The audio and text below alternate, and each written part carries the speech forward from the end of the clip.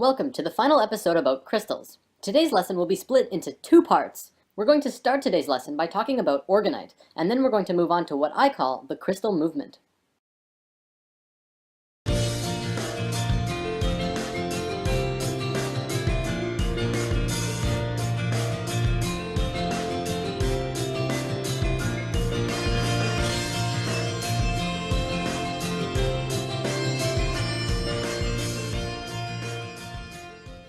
To discuss Orgonite, first we must discuss the basics of Orgon energy. Simply put, Orgon is energy. In fact, it's another name for the multi-named etheric energy that is everywhere and embodies all things. Reiki energy, prana, biomagnetic energy, chi, soft electrons, and life force energy are all names for the same thing. An Orgon matrix or Orgonite crystal device is a device that provides assistance with working with these etheric energies. Orgonite both releases Orgon energy when stimulated by other forms of energy, and has the capacity to change Orgon energy from one state to another. It is especially suited for dissolving negative energy in an area and converting it to balanced, healthy energy.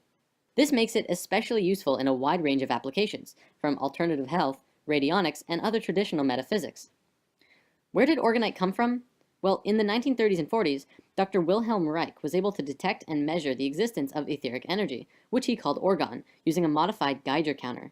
He determined that by stacking alternating layers of fiberglass, which is an organic substance, and steel wool, an inorganic substance, you could attract and collect Orgon energy of both positive and negative polarities. He called the positive energy POR and the negative energy DOR, which stands for positive Orgon and deadly Orgon. He began constructing a device that was able to successfully heal his patients of various ailments, including various forms of cancer, by having them sit inside the box for periods of time.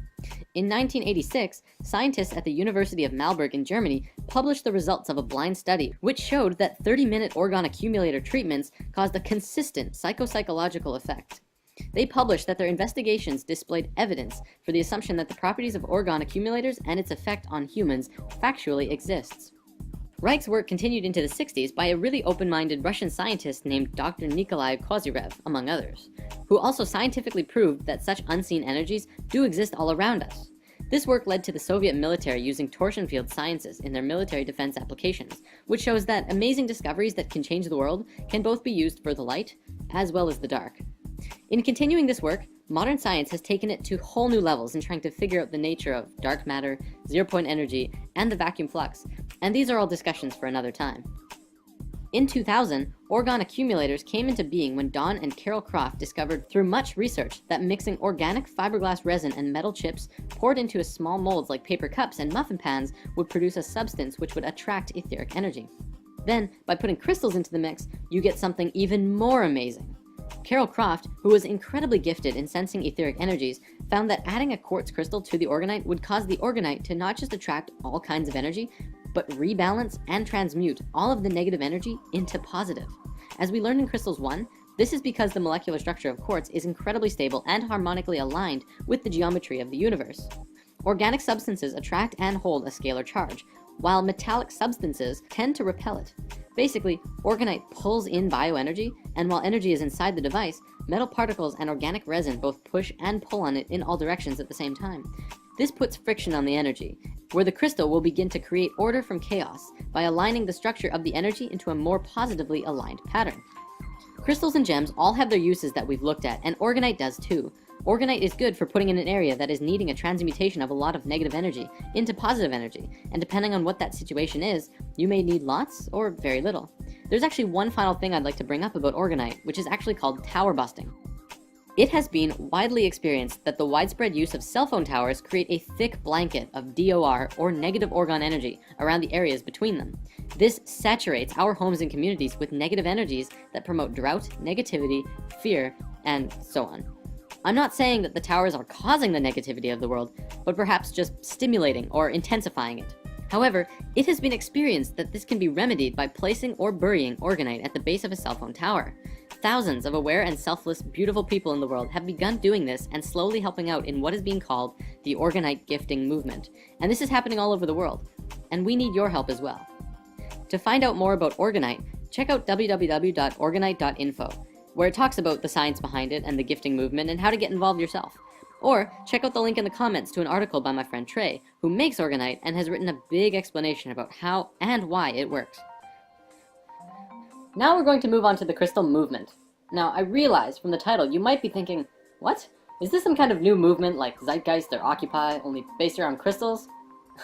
Well, not really. But if we follow through with this shift in consciousness could be an incredibly smooth process. Crystals, being conscious, don't just like sitting around in the same spot all the time. They like to travel, just as most people do. Crystals move about when they want to. They change owners, jump out of your pocket, and flat out abandon you when the time is right for them. If you are in tune, you will be able to know when a crystal is ready to move to someone or somewhere else. Just like people, when we are done with a task, it might be a time to move on to something new. Crystals are the same way. I've had many experiences where a crystal of mine that I loved decided to leave, stay somewhere else, be with someone else, or just flat out vanish on me. It's all fine though, because that's where it went, which means that's where it needs to be. The crystal movement is about the movement of crystals across the world and into the hands of the people. It's time for crystals to help the human race find ourselves and return to a higher state of awareness and frequency by bringing in pure and high frequencies that we need. All over the world, people are beginning to give crystals and move them around. They're giving them as gifts for holidays and birthdays. One thing I've started doing is actually carrying around a little bag of crystals with me all the time to hand out to people that I encounter as I go about my day. When a person who's down on their luck asks you for some spare change or a cigarette, you can reply, "Sorry, I don't have any change, but I'd love to share a crystal with you," and then briefly describe what it is this particular crystal does, if you know, and wish them safe journeys on the path that they are walking. I encourage everyone to try just doing that. What you're doing is literally giving out a little pocket of love or abundance or insight, and who knows what will manifest into their life. It feels absolutely incredible. It's so good to share crystal magic with people and to see their eyes light up when they are holding their brand new rose quartz or kyanite or whatever. Ultimately, it's just spreading goodness. If you're shy and don't necessarily want to hand them out to strangers, you could also just leave them wherever you go. Jim Carrey said that he used to go around and write, "Have a great day" on $20 bills and leave them around the city for others. You can do that with crystals. Can you imagine the feeling of stopping to tie your shoe and finding a beautiful piece of rose quartz just saying, "Take me"? Now imagine being able to give that to others. Compassion, love, and gratefulness are such powerful and incredible emotions and frequencies, and love will be the force that brings us together. Now, we have mainly been focusing on what smaller crystals can do. Pocket stones are wonderful on an individual basis, but now let's come up with some ideas that we could do with larger crystals. Large crystals are very powerful. You can do a lot with large crystals, and you can help a lot of people if you put them in the right places. For example, putting large geodes for healing and love in hospitals could help many, many people recover incredibly quickly. Crystals around your home can influence or aid in your family life. Putting crystals in the classroom could help students both learn and grow more as individuals and communities. We could install large crystals of abundance and love into homeless shelters, and who knows what could happen. Even smaller businesses can benefit with some crystals around the office or work environment. I feel it's very important that we start investing in crystals and fast, not because of the economic reasons, but because of what it will do for us and what beauty and love it could bring into our lives. So how do we do this? This is probably something that needs some organization, and we need to follow through. On the Spirit Science website, we've been partnering and working with many people who work with crystals. Our friend Kiko makes chakra necklaces, which you can get through the site. We're also working with my friend Trey, who makes Orgonite to help get as many of these Orgonite devices out to the world as possible. How about bigger crystals? We feel this is going to work on a community basis. Obviously, not many people have hundreds of dollars to spend on crystals to share with their communities or workspaces, or local hospitals, shelters, and schools. However, collectively we do. I encourage everyone who is on board with this to share these videos and information with all of those around you, and look into collectively pooling your resources into bringing some powerful, energetic fountains into your environment. Not only will this bring in a lot of good energy, but it will also create a lot of love connections between the individuals who are sharing the experience of getting crystals together. And if you do put crystals in a home or workspace or environment, take a picture of it and send it to us. We could put it up on the website and show how the crystal movement is doing. And that takes us to the end of the crystal special. But this is only the beginning of our exploration with crystals. Now it's up to you to do something with it. So let's go out and share some love with the world. See you next time.